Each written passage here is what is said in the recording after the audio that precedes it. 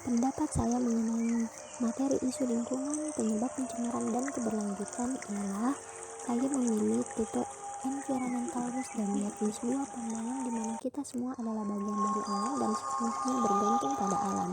Alam diciptakan untuk semua spesies dan manusia harus masuk dalam rencana pengelolaan. Pandangan ini berkeyakinan bahwa semua sumber daya sifatnya terbatas dan tidak boleh disia-siakan. Keberhasilan manusia bergantung pada bagaimana sistem alam mempertahankan diri.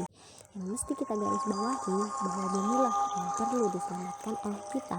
Maka dari itu dalam pengelolaan lingkungan seperti ketika kita menggunakan material dari alam, maka yang paling penting kita wajib untuk tidak merusak alam tersebut setelah mengambil faedah darinya.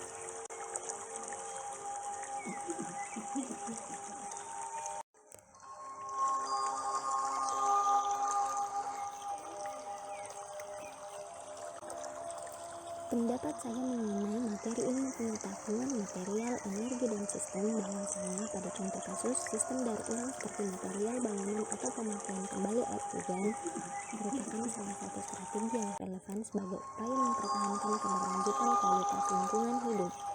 Dengan daur ulang diharapkan sumber daya alam yang diambil dari alam dapat dikonsumsi dan dimanfaatkan secara optimal sehingga sumber daya alam yang jumlahnya kecil dapat diperoleh manfaat yang sebesar-besarnya.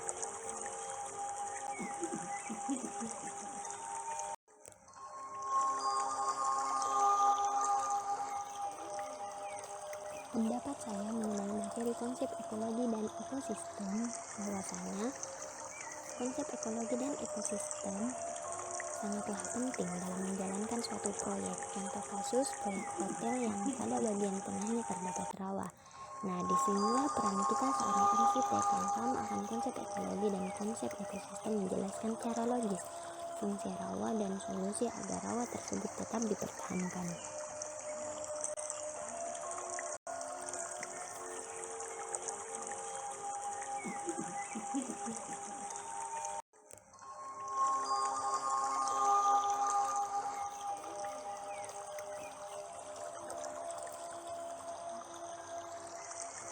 Pendapat saya mengenai materi iklim, biodiversity, dan lingkungan buatan bahwasanya seorang arsitek harus memahami pengaruh iklim terhadap bentuk dan bahan arsitektur bangunan demi mendapatkan hasil yang berkelanjutan.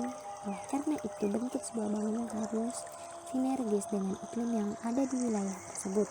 Selain bentuk bangunan, iklim juga berpengaruh terhadap bahan atau material arsitektur suatu bangunan.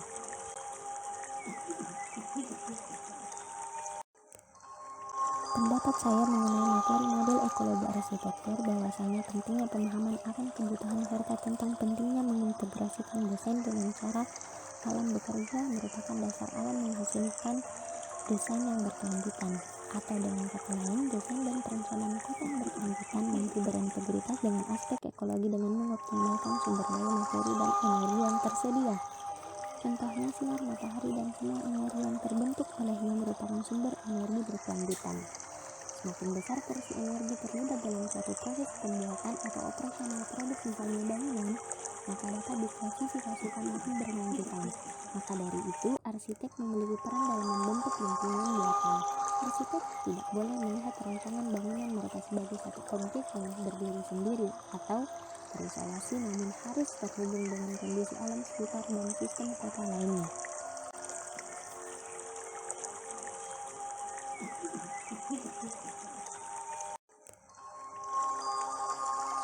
Pendapat saya mengenai materi arsitektur berkelanjutan bahwasanya kita harus mencari tahu lebih dalam mengenai solusi pengembangan konsep arsitektur berkelanjutan itu sendiri.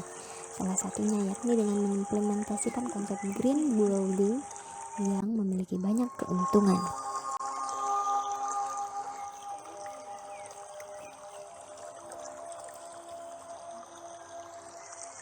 Pendapat saya mengenai materi efisiensi dan konservasi energi bahwasanya seorang arsitek mempunyai tanggung jawab yang besar untuk ikut mereduksi penggunaan energi melalui rancangan bangunan yang dapat meminimalkan penggunaan energi.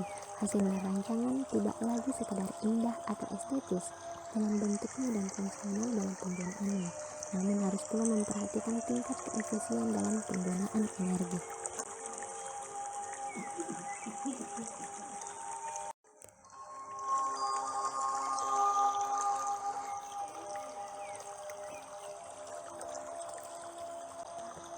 Pendapat saya mengenai materi konservasi air, bahwasanya konservasi air adalah manajemen pengelolaan air berkelanjutan fokus pada pengurangan limbah air tanpa membebankan kinerja atau kepuasan pengguna bangunan.